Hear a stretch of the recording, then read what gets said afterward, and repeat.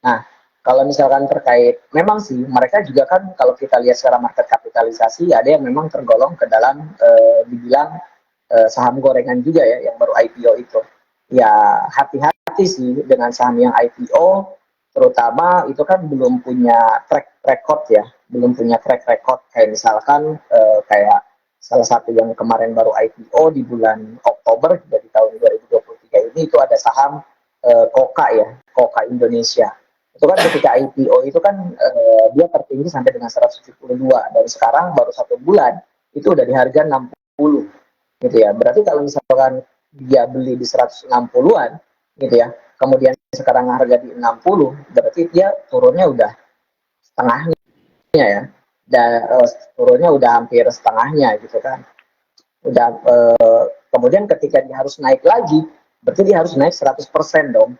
Gitu ya. Harus naik 100% lebih ke 160-an gitu ya. Nah, ini kadang kita itu nggak nyadar gitu ya. Ketika saham turun 2%, berarti dia harus naik 2 kali lipatnya gitu ya. Misalkan ketika turun di pokok kita minus 2%, berarti harus naik 4% minimal BEP.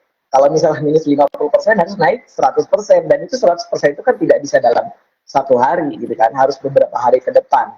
Dan belum tentu itu pun tiap harinya dia naik gitu. Nah, hal-hal yang seperti itu juga yang memang sederhana, yang memang harus kita pertimbangkan ketika memang kita mau terjun ke saham lapis 3.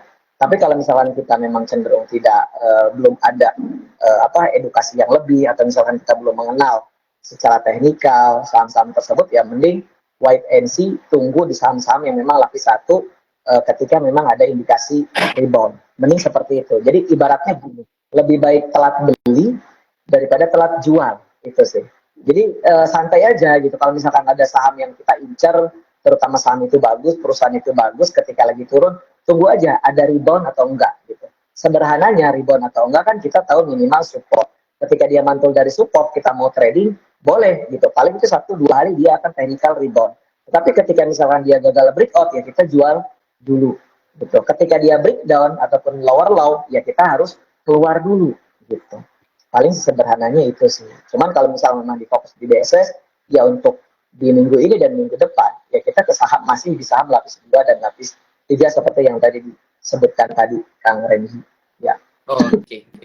Luar biasa. Teman-teman yang mau saldo RDN ini pada komen ini, Kak boleh dong saldo RDN-nya? Boleh. Silakan buat teman-teman 10 orang yang aktif bertanya, kita akan langsung berikan saldo RDN nantinya ya.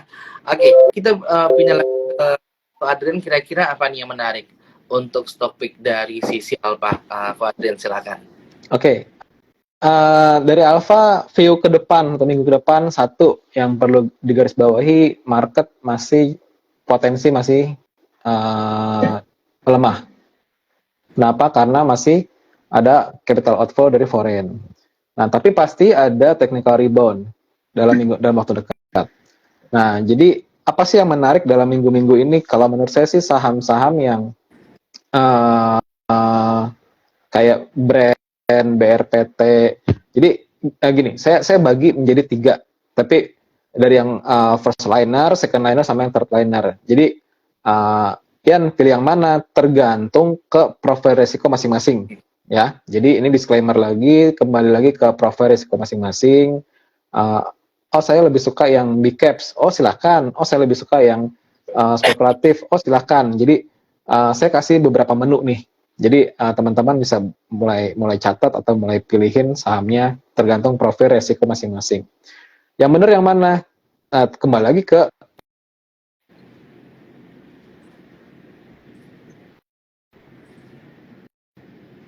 Halo.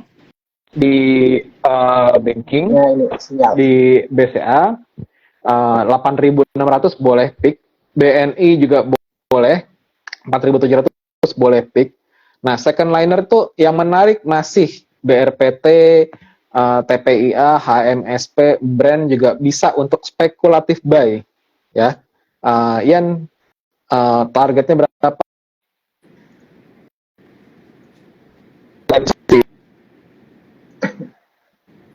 Limit atasnya suka yang all time high ini susah diprediksi.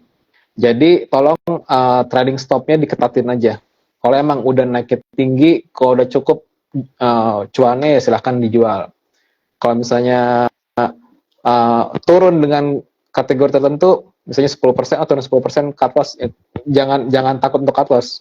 Jadi batasin resiko sesuai dengan profil masing-masing. Gitu. Kalau saya pribadi, kalau lebih suka biasanya up and down-nya tuh 1:3 atau 1:2. Jadi misalnya target profit misalnya 200.000 misalnya, target loss-nya dibagi duanya, katakanlah 100.000 misalnya gitu. Jadi tapi beda-beda, tiap orang beda-beda, dan itu diserahkan ke masing-masing investor. Jadi tadi kalau teman-teman ada yang suka big cap, bisa mulai watch BCA, buy on weakness, BNI boleh. Kalau mulai yang second liner ada BRPT, masih boleh di watch. Ini kan kita kan ikutin tren ya, yang lagi hype apa? BRPT, TPIA, HMSP, brand masih oke. Petro juga masih boleh karena dia ada rumor untuk mau diakuisisi. Nah, nih kadang-kadang mau diakuisisi itu bisa jadi sentimen yang sangat bagus. Kenapa? Karena logikanya biasanya satu perusahaan diakuisisi itu enggak pada harga yang diskon biasanya. Sebagai contoh, Petro itu harganya 4.000. Tapi ini disclaimer ya, menurut pandangan pribadi. Petro itu harganya 4.000.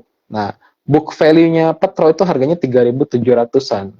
Nah, biasanya kalau ada deal akuisisi, biasanya kalau ada benar-benar ada, itu biasanya untuk harganya itu biasanya bisa di 1,5 atau 2 kali harga dari book value-nya. Biasanya.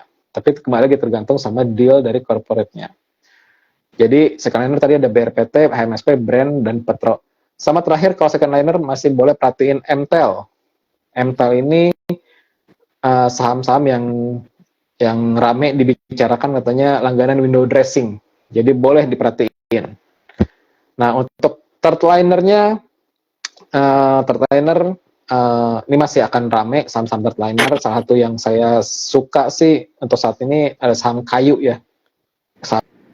Sama apa kayu ya, nah kodenya kan emang kayu gitu. Jadi saham-saham ini masih potensi untuk break ke atas lagi.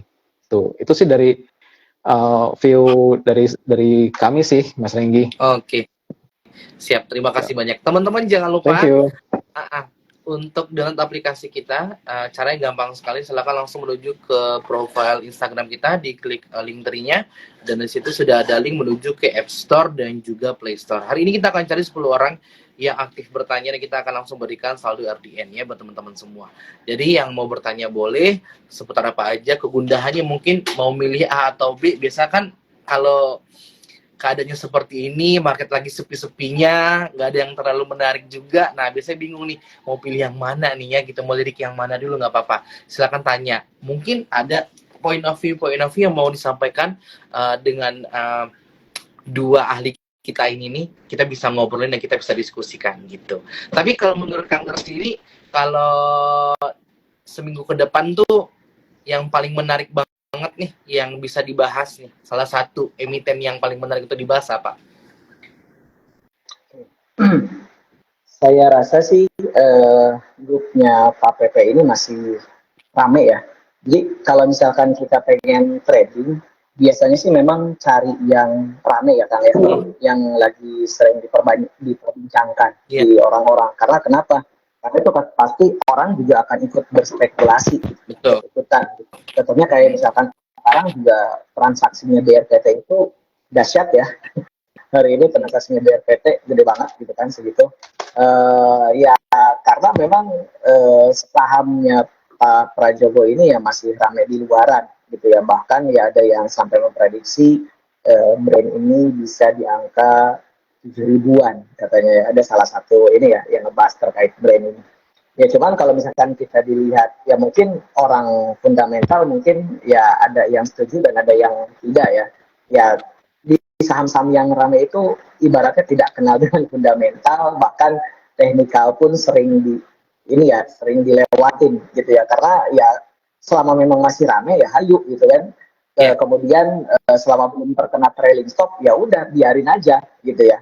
Nah mungkin ya kalau menurut saya sih itu ya saham kayak BRPT, kemudian brand kemudian cuan itu setiap hari memang saham-saham itu ya lumayan kalau untuk trading ya. Cuman sayang sekali hari ini brand dengan cuan itu kan terkena suspend ya. Jadi ya memang biasanya para spekulan dia ngejar saham lainnya. Karena ketika ada satu saham, satu kepemilikan naik, pasti dia akan ngejar yang lainnya gitu. Sederhananya seperti itu. Nah mungkin tadi juga nambahin ya yang ada di aplikasi saya ya di Atios yang kemungkinan memang dia akan melanjutkan kenaikan di minggu depan gitu ya. Tadi benar ada sahamnya Mas Adrian ya. Itu masuk Mas, ada PTRO ya. Kemudian HMST ternyata ada ya.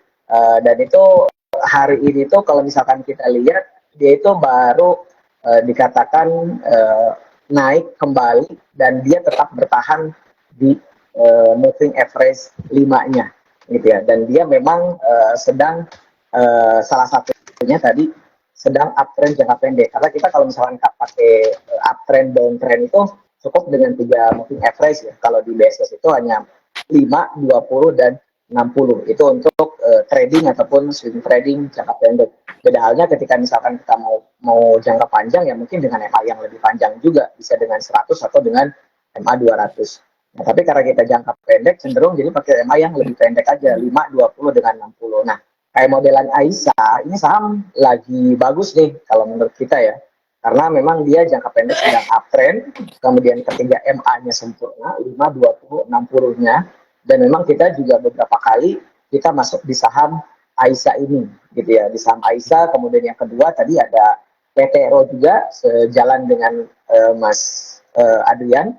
Nah dia juga memang sedang uptrend jangka pendeknya dan dia juga higher high kemudian higher low ya. Oke untuk dibeli selama si PTRO ini tidak breakdown 3.700, saya rasa kita bisa sabar menunggu ketika kita sudah punya barang gitu.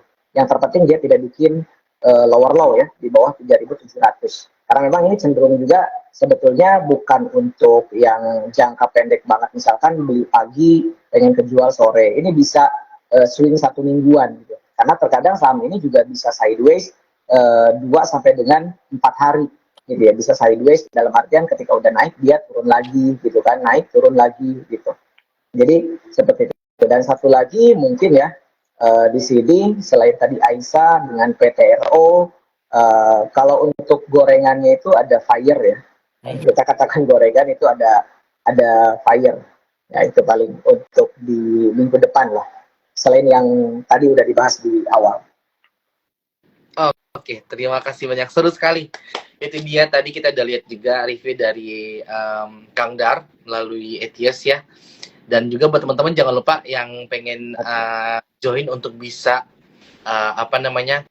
untuk bisa melihat apa nih kira-kira market yang seru dan juga emiten-emiten yang seru yang sesuai dengan mungkin pengetahuan teman-teman dan juga interestnya teman-teman semua boleh. Tapi kayaknya ada pertanyaan deh, ini kita coba baca dulu.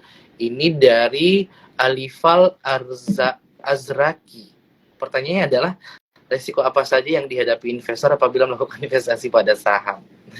Boleh dijawab mungkin barangkali Ko Adrian dibantu. Yang paling paling basic di risiko apa gitu. Oke. Tadi pertanyaan dari Kak Azrila bukan ya tadi ya? Alifal Azraki. Oh iya. Oke. Risiko apa waktu investasi saham? Oke, pertama tuh yang paling dasar, semua investasi pasti ada risiko. Betul ya? Betul. Semua investasi apapun itu pasti ada resiko. Nah, balik lagi, resikonya besar atau kecil. Kita bisa manage atau enggak. Nah, masalahnya gitu. Jadi untuk resiko, kalau kita investasi di saham, pasti ada resiko. Satu, resiko penurunan harga. Kita beli di harga 100, besokannya turun di harga 90. Itu resiko penurunan harga. Kedua, resiko yang lebih ekstrim itu resiko likuiditas namanya. Jadi belinya gampang, jualnya agak susah karena yang demand-nya itu supply-nya ada, demand-nya mungkin sedikit, itu likuiditas. Ketiga, resiko dari kalau misalnya delisting. Jadi saham-saham itu mungkin udah karena perusahaannya kurang bagus, itu akhirnya di delisting. Akhirnya saham itu udah nggak listed di bursa lagi. Nah, itu resiko-resiko dalam investasi saham. Tapi semua itu bukan semua resiko bisa kita atur. Dalam arti kata, kalau kita mau cari saham yang mudah diperdagangkan, berarti carinya saham-saham yang liquid, yang bid offernya tebal, kita mau jual kapan aja bisa, kita mau beli kapan aja bisa, jangan sampai kita bisa masuk, kita nggak bisa keluar. Itu. Jadi saya selalu info ke tim saya kalau cari saham tuh, pertama kalau bisa fundamentalnya oke, kinerjanya oke, kedua dia liquid. Jangan sampai kita pilihin ke klien kita saham-saham yang bisa masuk tapi nggak bisa keluar. Itu fundamentalnya oke, jelas, terus performance-nya oke. Dan ketiga, dari segi gampangnya gini, saham-saham yang familiar di kita gitu. Jadi